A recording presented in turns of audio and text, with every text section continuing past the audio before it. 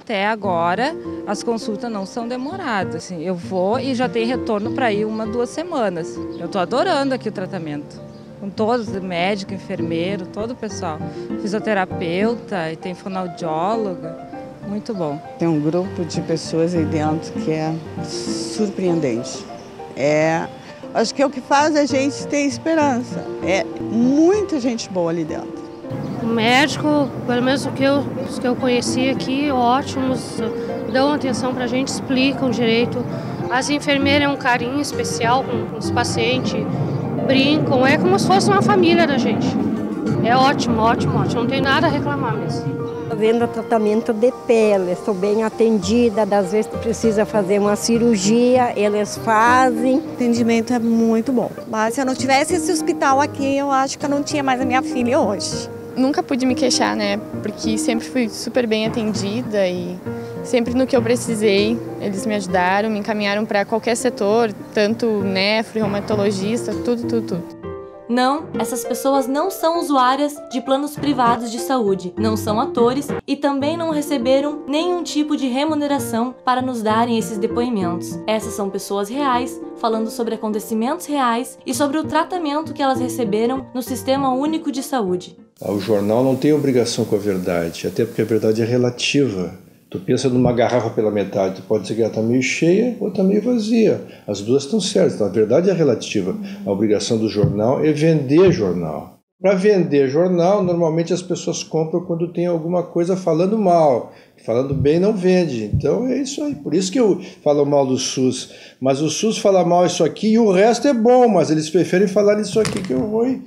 Os meios de comunicação e aí os jornalistas são os grandes responsáveis pela desinformação, pela construção de uma imagem distorcida e preconceituosa e, mais do que isso, a grande maioria dos jornalistas faz uma defesa do setor privado de saúde, o que é, né, um desserviço para a sociedade brasileira. Vai na Santa Casa em Porto Alegre e vê as pessoas transplantadas pelo SUS sem gastar um tostão.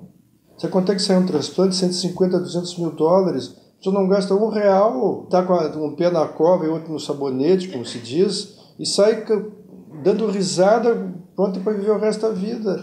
Tudo pago pelo SUS, como é que pode falar mal do SUS? Quando um jornalista, que em tese, né, é o profissional que tem esta função de fazer, né, não só informar, mas de formar a opinião pública em relação ao sistema de saúde, ele vai comparar um plano privado com o sistema público, ele esquece uma questão central, que o plano privado só atende quem tem capacidade de pagamento. O plano público tem que atender a todos. Eu sou francamente favorável, eu acho o SUS uma entidade que deveria ser reconhecida como de utilidade pública, e ela é de utilidade pública, pelo grande serviço que ela faz em favor dos pacientes, salvar vidas e vidas todo dia. Só que isso não se fala. E deveria cada vez ser mais carreado recursos para ele, para evitar com esse problema de excesso de demanda, que mostram todos os dias, de novo, a imprensa mostrando o lado ruim, mas que infelizmente acontece, que são os serviços de urgência com o dobro, o triplo da capacidade. Então, esse discurso de que, primeiro, o setor privado é mais eficiente que o setor público, ele é, no mínimo, equivocado. Por quê? Porque eu estou olhando cenários completamente diferentes. Porque o SUS é mais do que o sistema a prestação de serviço médico, hospitalar, odontológico e medicamento. O SUS é vigilância epidemiológica, é vigilância sanitária, é vigilância do trabalhador. Minha mãe se tratou pelo SUS a vida inteira porque ela era diabética.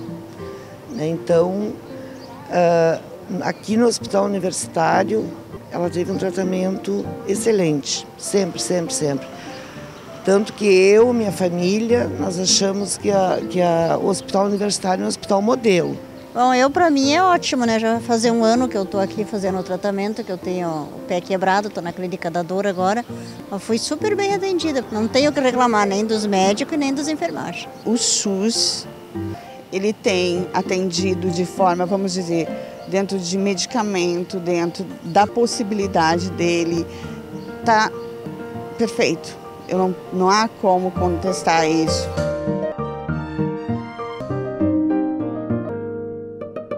Desde a minha gravidez eu tive pressão alta e daí depois, na hora do parto, eu ganhei de parto normal, tive complicação e ele foi para UTI, eu achei o tratamento muito bom. E agora está fazendo acompanhamento porque teve falta de oxigenação, com a fisioterapia, neuro, muito bom.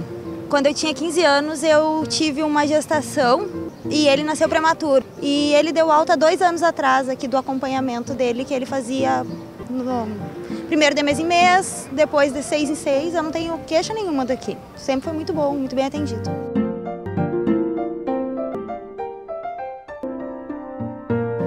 Pré-útero aqui, fui muito bem tratada, é um ótimo hospital. Fiz cirurgia num seio e tirei todo ele, né? Faz 7 anos já. 7 anos que eu venho pra cá, agora eu venho 2 vezes por ano. O que a senhora acha do tratamento? Bom, foi muito bom, tá?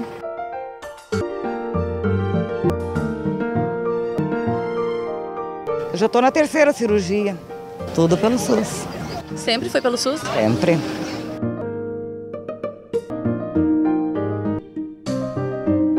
No dia 24, véspera de Natal, eu precisava tirar o gesso. Eu cheguei em 3 lugares, no local particular onde eu tinha colocado o gesso. Eu cheguei, daí lá não tinha ninguém para me atender e ninguém fez questão de me atender também. Fiquei 4 horas esperando até eu resolver ir ao centro e fui no UPA e lá eu fui no lugar que eu fui melhor atendida. O médico me atendeu super bem. Foi melhor atendida então no SUS? Melhor atendida no SUS do que particular. Não vou continuar o tratamento do meu pé lá no UPA com o traumato de lá. Então, tua experiência é boa com o SUS? Muito boa. Faz mais uns quantos anos? Acho que uns 10 anos que eu me trato aqui, graças a Deus sou bem atendida. Eu gosto do SUS, eles tratam, tem carinho com a gente, tudo. Uma vez eu estava brava, estava com a pressão alta, mas eles... a senhora não foi atendida cedo, mas chegou a hora, nós atendemos.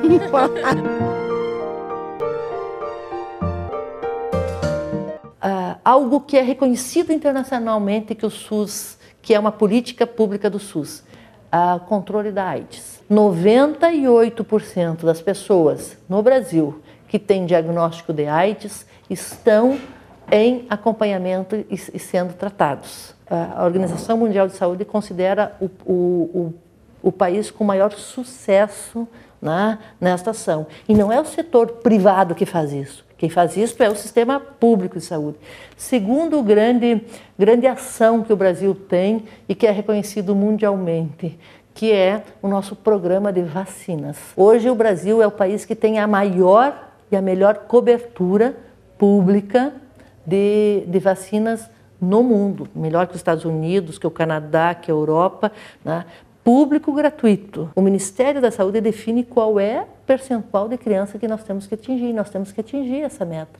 Isso nos garantiu que nós não tenhamos caso de paralisia infantil nos últimos 15 anos. Hoje, na questão da vigilância sanitária, né, toda a nossa questão do controle da produção, da distribuição, na distribuição no sentido do deslocamento e nos pontos de venda dos medicamentos hoje no Brasil, nós somos referência no mundo. Nós fomos o primeiro país no mundo a quebrar as patentes de medicamento. E quebrar patente de medicamento é algo... É quase uma guerra, né? Quase uma guerra Irã-Iraque, mais ou menos, nessa dimensão, né? Porque você toca numa questão central, que é a reserva, né, econômica que que os grandes indústrias, os grandes laboratórios têm. Se não quebra as patentes de alguns medicamentos, você não garante a continuidade de cuidado de doenças crônicos, hipertensos, os diabéticos, mas nós não vamos colocar todo o recurso público num único medicamento. Nós vamos produzir esse medicamento e não interessa se um laboratório investiu milhões de euros, de dólares para desenvolver aquele medicamento. Interessa que o nosso país vai proteger os seus cidadãos. Para entender a atual estrutura da saúde no Brasil, é preciso fazer um resgate histórico do modo como a saúde foi tratada ao longo dos anos desde os primórdios da civilização brasileira. No período do Brasil colônia, os serviços de saúde eram prestados por pajés e curandeiros, que ofereciam assistência através de ervas, rezas e cantorias. Em 1789, haviam apenas 4 médicos em todo o Rio de Janeiro. Estes prestavam atendimento preferencialmente aos mais abastados. Esse cenário passa a mudar com a vinda da família real ao país em 1808. Nesse período, é montada uma pequena estrutura sanitária para atender às necessidades da corte e são criadas 2 escolas de medicina no país, uma no Rio de Janeiro e outra em Salvador. No quesito saúde, essas foram as únicas realizações até o período da República. No século XIX, o Estado prestou assistência à saúde da população apenas onde havia focos de epidemia, e isso só porque essas doenças prejudicavam o comércio agroexportador, uma vez que navios estrangeiros negavam se atracar em nossos portos com medo de contaminarem-se. Foi nessa época que o governo instaurou uma campanha de saneamento no Rio de Janeiro e uma campanha de combate à febre amarela no estado de São Paulo. Foi no século XX, período do desenvolvimento da industrialização no Brasil, que começou a ocorrer pequenas mudanças e a população conseguiu realizar algumas conquistas. Nessa fase, operários, após serem vítimas de inúmeras formas de exploração e de não possuírem nenhuma forma de garantias trabalhistas, mobilizam-se em busca de seus direitos. E é em 1923, através da Lei Eloy Chaves, que estes trabalhadores provocam uma primeira alteração. Nessa fase, são criadas as caixas de aposentadorias e pensões, que eram instituições sustentadas pelas empresas, as quais garantiam assistência médica aos trabalhadores de certas categorias. Em 1930, Getúlio Vargas transforma as CAPs em institutos, os chamados Institutos de Aposentadorias e Pensões, que passam a ser administrados pelos sindicatos e não mais pelas empresas. Além disso, a organização passa a ocorrer através de categorias profissionais. Nesse período, o Estado passa a ter maior participação na organização e na administração da saúde da população. Contudo, os investimentos públicos nessa área continuam insignificantes, com ações apenas em focos de endemia. Em resumo, a saúde dos brasileiros naquela época estava à mercê dos sindicatos, empresas privadas e associações beneficentes. Já em 1960, é criada a Lei Orgânica da Previdência Social, mas ela só entra em vigor em 1967, com a criação do Instituto Nacional de Previdência Social. Esse órgão assegura a todo trabalhador com carteira assinada, que for contribuinte da Previdência, o direito de receber benefícios automaticamente. Mas e o resto da população? Como era a situação de profissionais autônomos, estudantes, agricultores e demais trabalhadores sem carteira assinada? A única cidadania que era reconhecida era o Estatuto de Trabalhador. E quem não era trabalhador não tinha nenhuma cidadania, entendeu? Não tinha estatuto. E aí esse Estatuto de Cidadania colado à ideia, à condição de trabalhador, perpassou 100 anos na nossa experiência social brasileira. E a Constituição de 88 vem e funde isso e diz, olha, direito não tem a ver com a tua inserção no mundo do trabalho.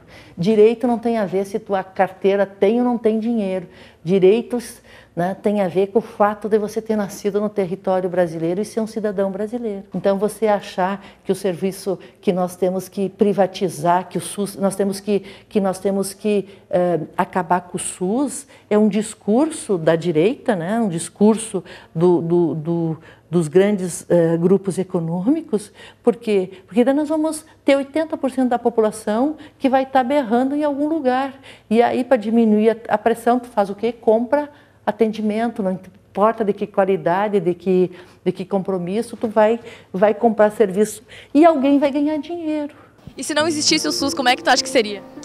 Eu não ia ter condições. para fazer tudo que eu fiz aqui com ela. Não ia. Como eu não tenho plano de saúde nenhum, então eu preciso do SUS. Se eu precisar do tratamento, eu preciso do SUS. Seria muito difícil, porque nós não temos condição de tanta coisa. Para tu ter uma ideia, eu sou autônomo, tá? Não tenho carteira assinada.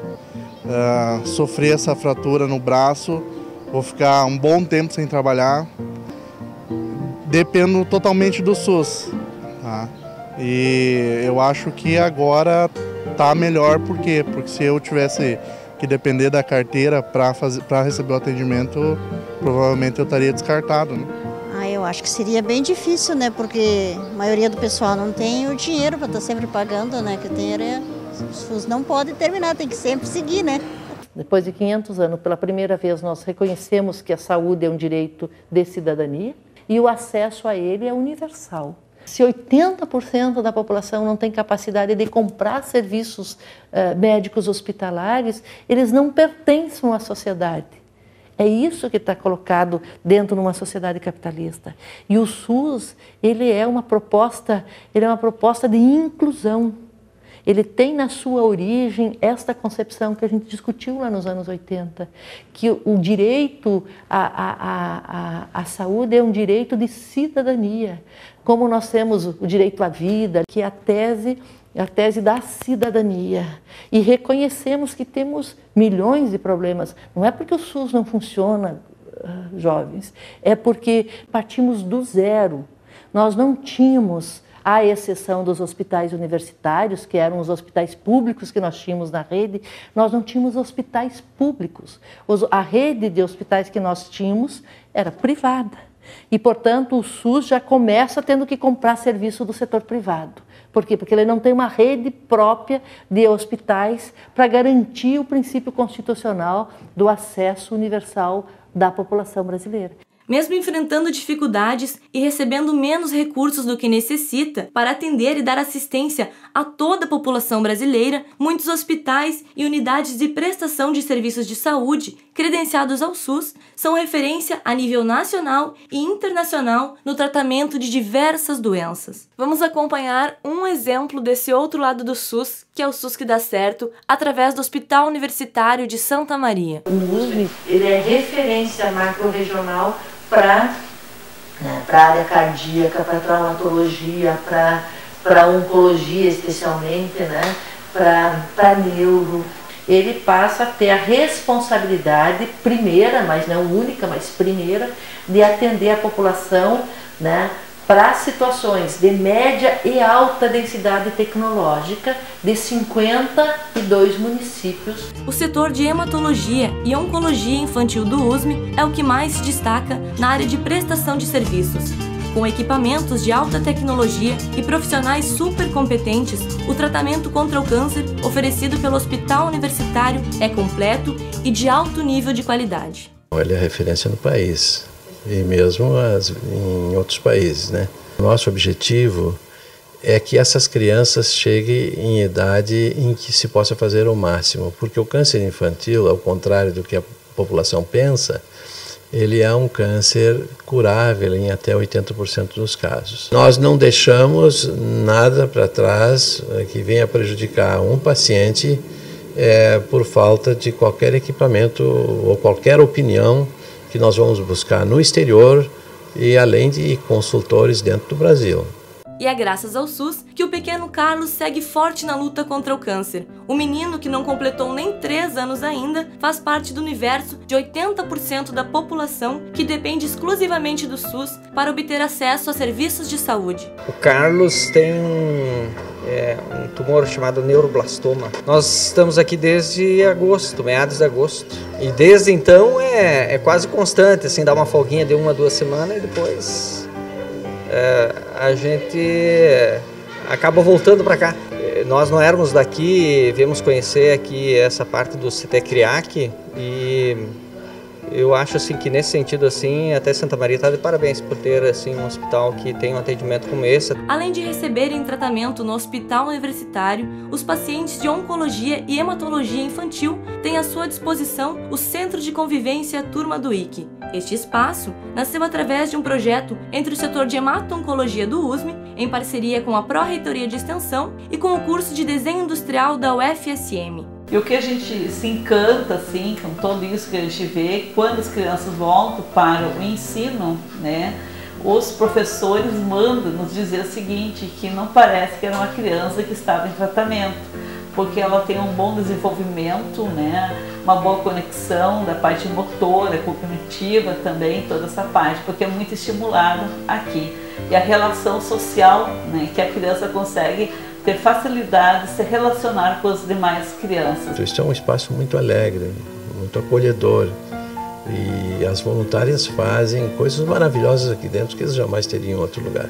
E o seu Edson, pai do pequeno Carlos, juntamente com mães de outros pacientes do setor de hematologia e oncologia do USM, são só elogios para o tratamento ofertado para seus filhos no hospital, em especial na turma do IC. Que o atendimento é muito bom, nós temos profissionais muito bons, várias áreas, né, terapia ocupacional, a parte da assistência social, também a parte dos médicos, tem uma junta médica muito boa, está sempre presente. E nesse sentido eu nunca conheci um hospital que tivesse um atendimento como esse. Como é o atendimento aqui? É muito bom. Assim, se todas as crianças tivessem a oportunidade de estar aqui. Tratam as crianças com bastante carinho, atenção. Te dão uma esperança, uma luz enorme, que te dão uma vontade de insistir, sabe? Ótimo atendimento, eu gostei muito, são muito dedicados para o atendimento. O que tu mais gosta aqui? A parte aqui é das crianças, onde fica aqui para entreter as crianças, aqui o entretenimento, até os médicos chegarem. E ele gosta de vir para cá. Eu gosto que eles tratam bem ele, examinam tudo, né? Eles olham tudo. No imaginário de parte da população, isso pode parecer tratamento de clínica particular, mas não é.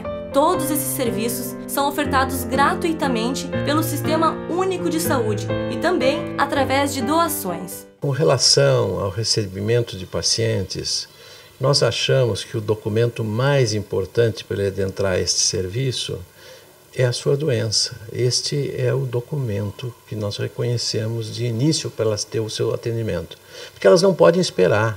E eu acho que assim, só quem está aqui dentro já sabe que é nada melhor que a gente tratar bem dessas pessoas, porque o sofrimento é grande. Quem gostaria de estar no lugar deles? Minha visão do SUS é a salvação do Brasil. Porque se não fosse ele, as pessoas morreriam por falta de atendimento. Tem gente que não pode pagar e se não fosse o SUS, não teria como sobreviver. A geração de vocês, se não entender que isto é algo importante, vocês têm o dever de colocar algo melhor que substitua a constituição do Sistema Único de Saúde, mas não esqueçam, para atender 200 milhões de pessoas e não para atender meia dúzia que tem a carteira cheia de dinheiro.